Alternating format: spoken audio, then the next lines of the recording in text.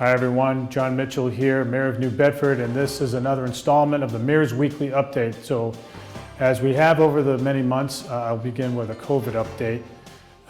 We are, of course, in another surge right now. The city's averaging almost 100 new cases a day, which is actually higher than what it was last year at this time, as hard as that is to believe. That was before the vaccines got here, or as they were just emerging. So there's cause for concern. It is different because a lot of folks are vaccinated, but the unvaccinated is where the action is.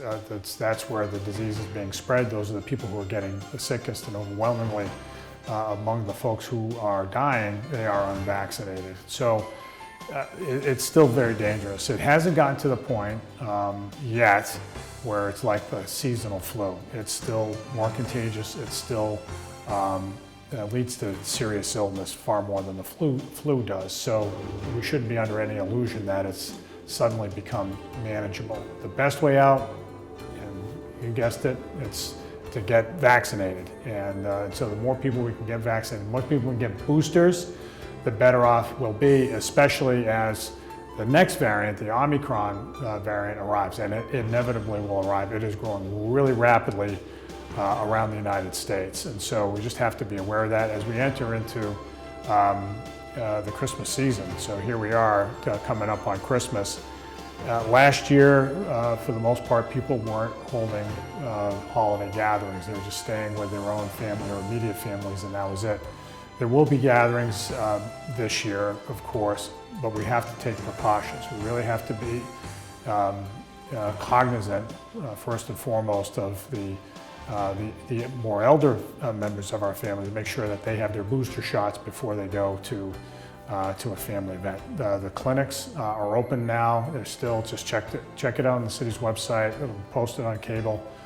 Find those places where you can get a booster. You can go to pretty much any drugstore around as well. So that's really key.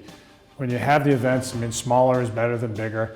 Outdoors is far better than indoors if you can do it. I don't know what the weather's going to be like on Christmas as yet, but that's something else to keep in mind.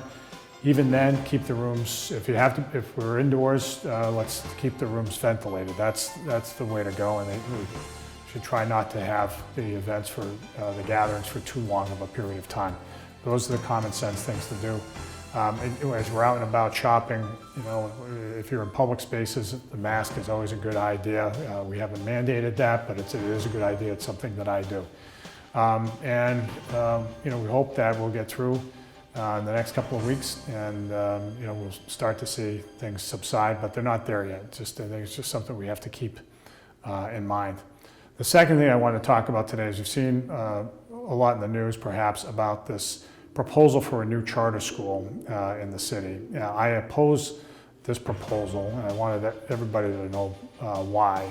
I've written a fairly long letter that Mayor Coogan of Fall River also signed on to, that lays out a number of reasons why we oppose the school, but it really comes down to this: we can't afford it. This is a school that will thin out our ability to make resources available to students in the district. It is hard for us in New Bedford to just say, well, we'll just raise taxes or we'll cut services. We're not in a position to do that for reasons that you are no doubt familiar with.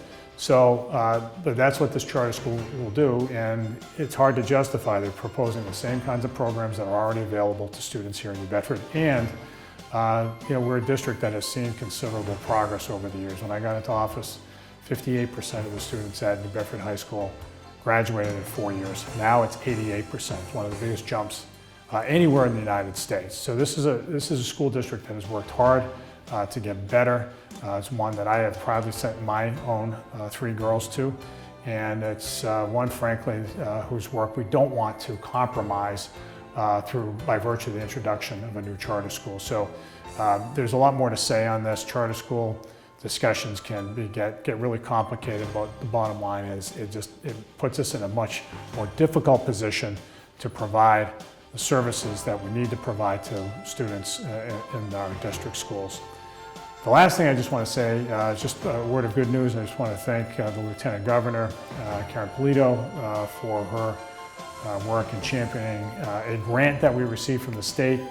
For those of you in the South End, you'll certainly benefit from this. We've done a